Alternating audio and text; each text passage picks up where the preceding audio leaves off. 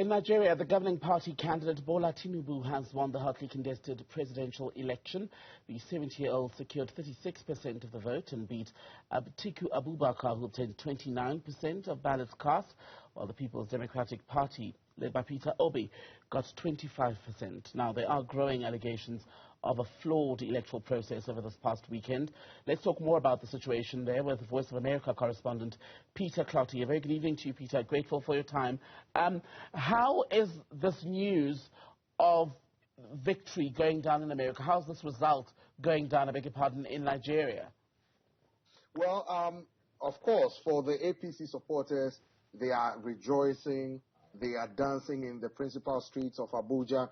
I was at the residence of Bola Tinubu, the president-elect, early hours of the morning before he was officially declared president-elect or winner of the presidential election of last Saturday.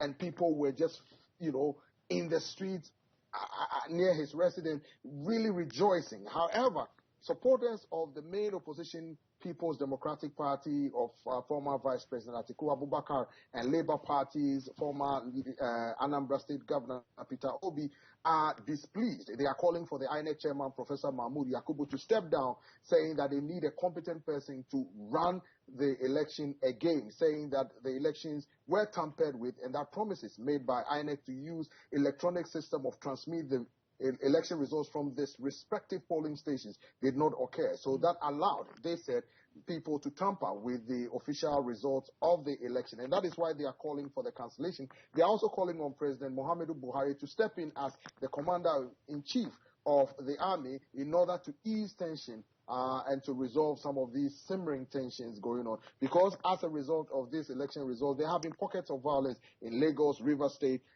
in Kaduna, in northern parts of the country, where some people were also killed. Reports of some disturbances have so far died down after Tinubu received his certificate of return, which officially makes him the winner of last Saturday's election and officially makes him the president-elect.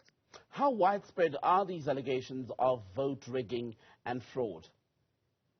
Well, see, according to the opposition leaders, over 80% of the electronic transmission did not occur on Saturday after close of polls. And that is why they think that the voter tampering occurred, because the promise was that the use of the electronic transmission to upload the results into the INEC portal, which makes every individual to go log on to the portal and then see for themselves which candidate got what at what polling station across the country. So by so doing, you could sit at home and know who is leading and who is not.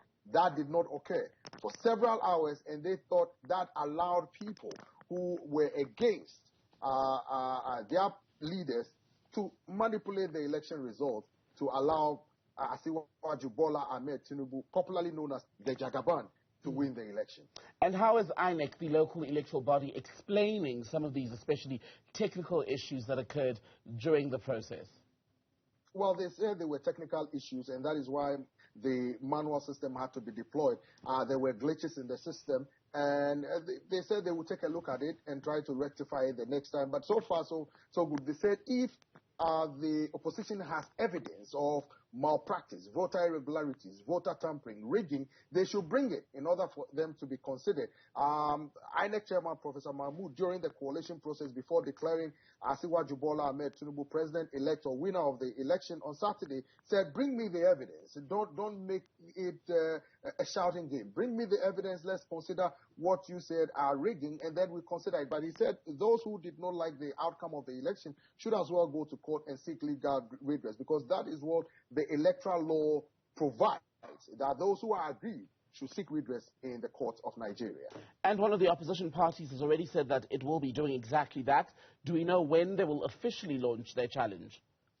They said they are considering it. They have not said specifically which day, but they have a limited time, about 2 weeks, to file their legal challenge in court. It remains to be seen when they will decide, but a lot of them are saying that is the step they will take. But some other opposition groups are saying that it's a waste of time because they accuse the judiciary of lacking independence. Although some of the opposition parliamentarians and senatorial candidates have warned at the court by seeking redress. So let's see how things turn out when they decide to finally approach the court to seek legal redress.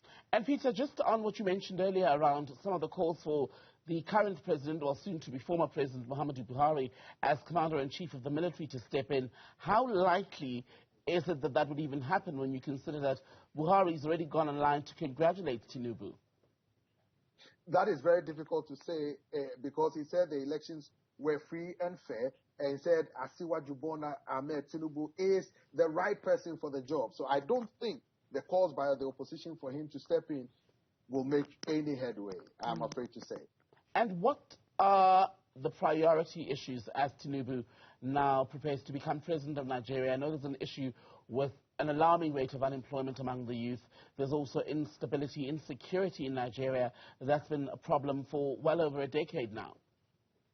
Well, according to Asiwaju Bola Tinubu, he has the plan to find solutions to the myriad of challenges that Nigerians face, including what you just mentioned, spreading insecurity across parts of the country, kidnapping, banditry, and terrorism by Islamic militant groups, including Boko Haram, ISWAP, and the likes. And he said that those would have to be addressed immediately, and he has a plan to do that. He also said that the currency crunch, which effectively made Nigerians uncomfortable, some are even telling me it disenfranchised them because they didn't have cash to travel to places where their hometowns, where they registered to vote, so they had to stay where they were.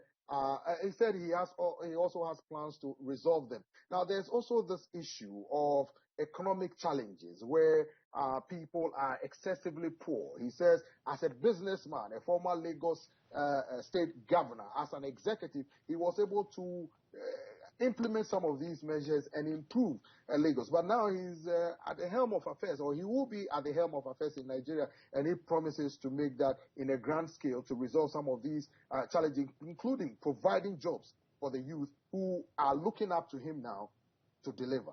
Voice of America correspondent Peter Clottey, good to speak to you.